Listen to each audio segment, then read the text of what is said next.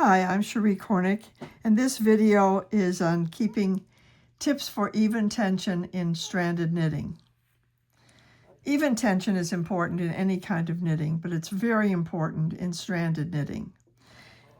Here our color work is done with putting two colors in a row and carrying the color that is not being currently knit with on the back as a float.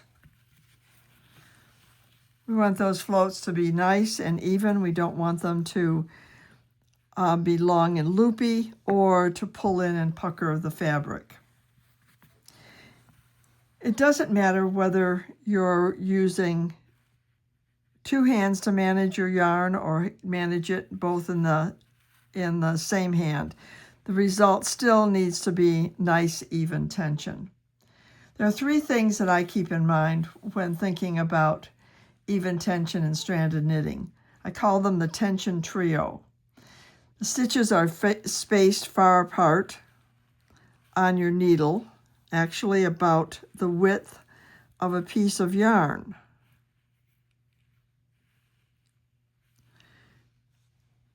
The floats on the back of the work are the length of the stitches. They're not loopy, and they're not pulling the fabric tight. The stitches are snug to the needle. As you look at this, you can see that those stitches are right up to the edge of the needle. If I pull them down, I can see some space, but as soon as I let them up, they're right back there, right snug to the needle. The result we want is a fabric like this that's nice and smooth, flat. Actually, it looks like it's been blocked when it hasn't yet. So what do we do to get these things? The first thing is holding your yarn.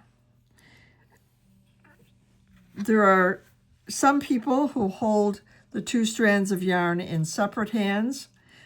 Some people hold it both in the right hand and some both in the left hand. My preferred way of holding the yarn is in two hands. I started out as a thrower, then learned to knit continental.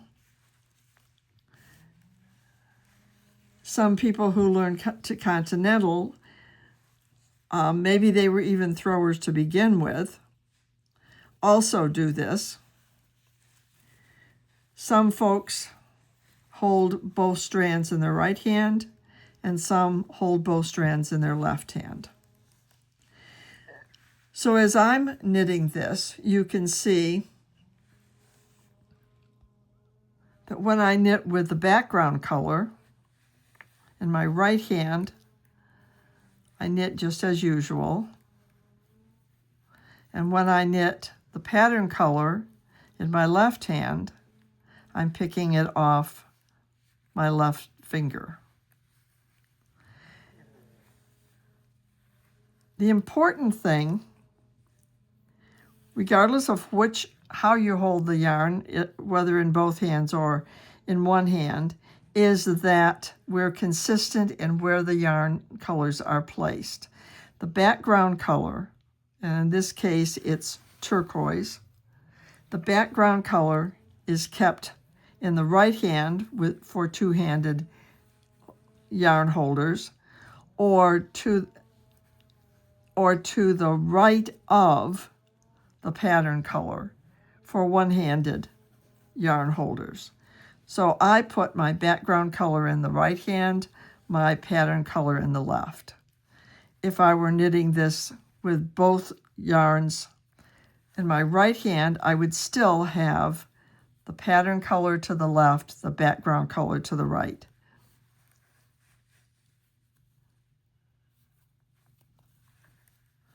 And there's a pattern color stitch, a pattern color stitch,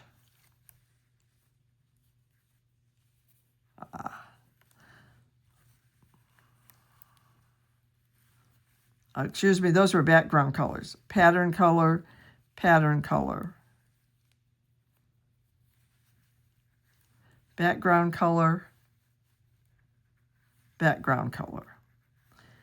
Each time the background color is being stranded above the pattern color. If I'm putting it over my finger for keeping both yarns in my left hand, I put the pattern color to the left and the background color to the right. So here's a pattern stitch, a pattern stitch, and now I want that background color to be stranding over this one, so I pick it up over the pattern color.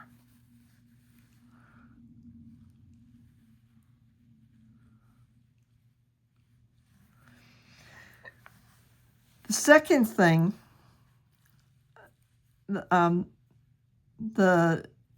another thing that's important is how far the stitches are spaced apart. As you can see on my stitches here, they're spaced quite a bit apart. And when I'm knitting, I'm very conscious of keeping them apart. Some knitters just let them pile up over here on the right needle, but I don't. I spread my stitches apart, and I make sure that as they are collecting on my right needle, they're staying apart.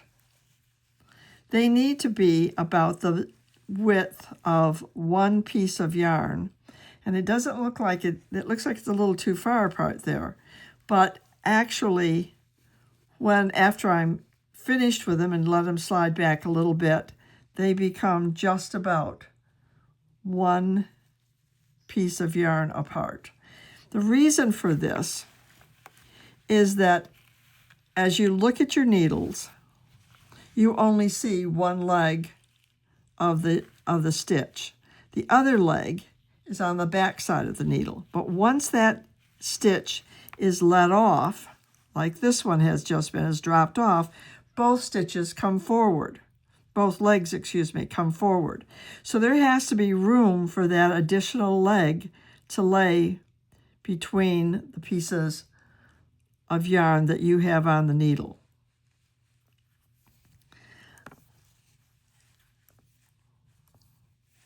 If I make my stitches bigger, closer together, I'll get a tighter stitch gauge, but it'll be more difficult for those stitches to lay flat. They'll be scrunched in.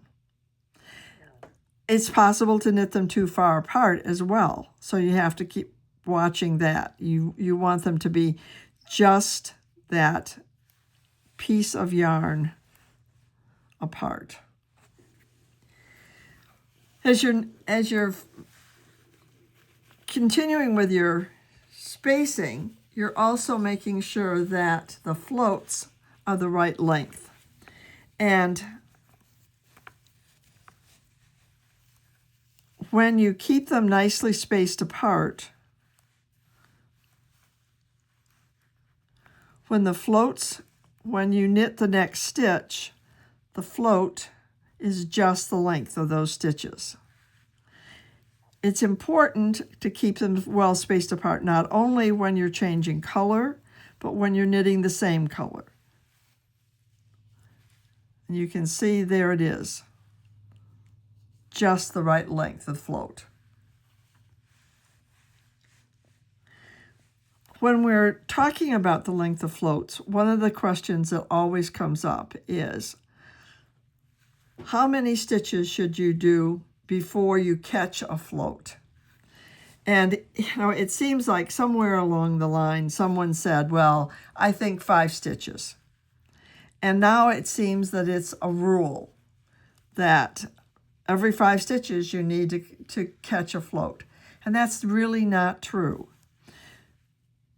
A better rule is about every inch. And so if you're knitting with worsted weight yarn and you're getting 5 stitches to an inch, then it would make sense to catch a float at 5 stitches. But if you're knitting with fingering weight yarn, as this is, on size 4 needles, and you're getting a gauge of 7 stitches to an inch, then 7 stitches is a better number to think about. However, there are many people who would say, I don't ever catch floats. And they don't catch floats because every time you catch a float, you get a little blip, a tension blip on the stitch that you're catching it on. And if it's a very highly contrasting color, you might even get a peak of color. So I avoid catching floats if at all possible. I look for designs that don't have long floats. But if they do, and I have to catch a float, I like to catch it above or below a similar stitch, not in the middle of this nice plain section. It seems that when you catch a float above or below a stitch like this, that tension kind of melds in with the other stitch, and so does the color if there's a blip. Also, if you're thinking about whether you need to catch floats or how often, something else to consider is the yarn that you're using, or what the fabric is that you're making, what the garment is that you're making. For example, if you're knitting a mitten and it's acrylic for a little child, you probably want to think about catching that float maybe every 3 or 4 stitches, because the acrylic won't felt together like wool like this will, and those tiny little fingers can get caught more easily. Shetland wool, for example, is woolen spun and has a lot of little hairs that are sticking out. Those little hairs tend to make the strands felt together and are not as likely to get caught as floats, unlike acrylic that will not felt at all.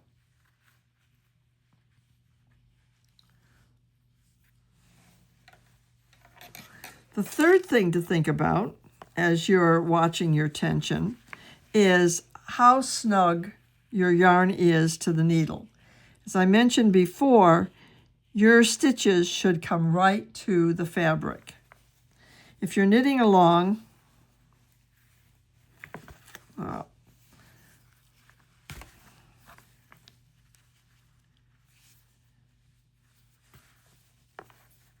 if you are having loose stitches,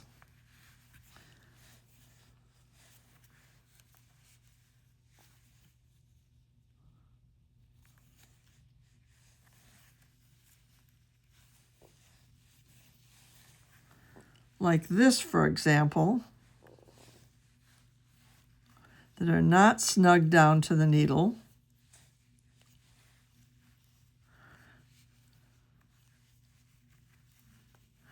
you'll be able to see space between that needle and your fabric.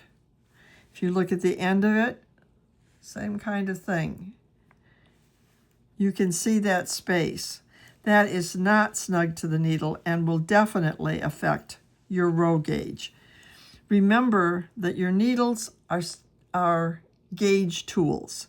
They determine the height of your stitch if you are snug to it. If you're not snug to it, you don't know what the gauge is going to be, because you don't know how much bigger that you've made that stitch. So you don't want stitches that are not tight to the needle, but you also don't want ones that are too tight to the needle. I'm going to just pull this out a little bit. You don't want to be holding your yarn so tight that it's making an indentation in your fingers, that you are pulling so tightly on that it is stretching it around that needle, because when you do, your row gauge will definitely be affected. When the yarn gets off the needle, it's going to relax a little bit, and this stitch will be much smaller. So watch your gauge, your tension to the needle, as well as your tension on the yarn. You want it to be just so that it just fits, and you can see that it moves pretty easily along that needle. Here, where I have it a lot tighter, just those few stitches, you can't see it as much, but it'll be harder to move along the needle. So, in working to get even tension on your stranded knitting, remember these three things. Remember that you're spacing the stitches out on your needle about the width of a piece of yarn so that they'll lay down and you'll be able to see both legs of every single stitch. Remember that your floats are going to be the length of the stitches. There shouldn't be any loops. In fact, you should almost be able to see the design. You almost see that diamond-shaped design on the back side right here. You should almost be able to see your design on the back. And the third thing is you want to make sure that the stitches are snug to the needle but not too tight.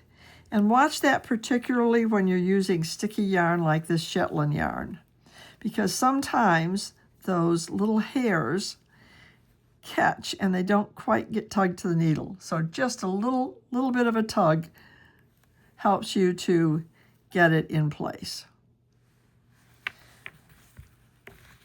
In the end, what you want is a nice flat piece of fabric that's not puckery and that shows all of your beautiful stitches.